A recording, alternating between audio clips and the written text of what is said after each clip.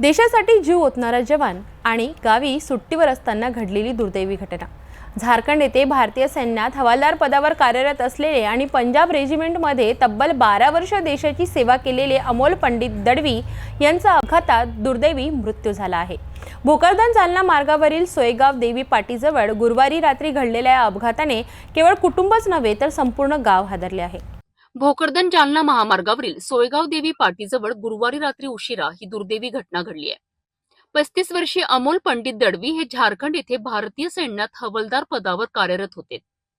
Punjab regiment तब्बल 12 वर्ष सेवा बजावणारे अमोल गेल्या 8 दिवसांपूर्वी सुट्टीवर गावी आले होते।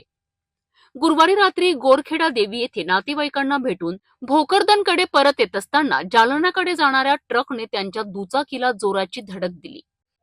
या भीषण धडकेत अमोल गंभीर जखमी झालेत। त्यांना तातडीने भोकरदन ग्रामीण रुग्णालयात नेण्यात आले, मात्र डॉक्टरांनी तपासून त्यांना मृत घोषित केले। अमोलच्या मृत्यूने गावावर शोककळा पसरली। 8 ऑगस्टला त्यांच्या मूळ गावी बोरगाव जहागीर येथून भव्य अंत्ययात्रा काढण्यात आली। शासकीय इतमातात त्यांची अंत्यविधी करण्यात आली। यावेळी आई, पत्नी, नातेवाईक, पोलीस अधिकारी आणि परिसरातील शेकडो नागरिकांनी उपस्थित राहून अश्रुपूर्ण श्रद्धांजली अर्पण केली आहे। अंदाजे 25 वर्षापूर्वीच अमोल यांचे वडील निवर्तले होते। आईने बिकट परिस्थितीत मुलाचा सांभाळ केला आणि देशसेवक बनवला। आता करता एकुलता एक मुलगा अचानक गमावल्याने आई, पत्नी आणि 2 लहान मुलांचे जग उद्ध्वस्त झाले आहेत। अमोलची सुट्टी प्रत्यक्षात संपली होती, तरी त्यांनी आणखी 4 दिवस वाढवून घेतले होते। मावशीला भेटण्यासाठी गेले असता अपघाताने त्याचा जीव घेतला। देशासाठी लढणाऱ्या जवानाला गावी मात्र असा मृत्यू ओढवणे हे प्रत्येकाच्या मनाला चटका लावणारे आहे।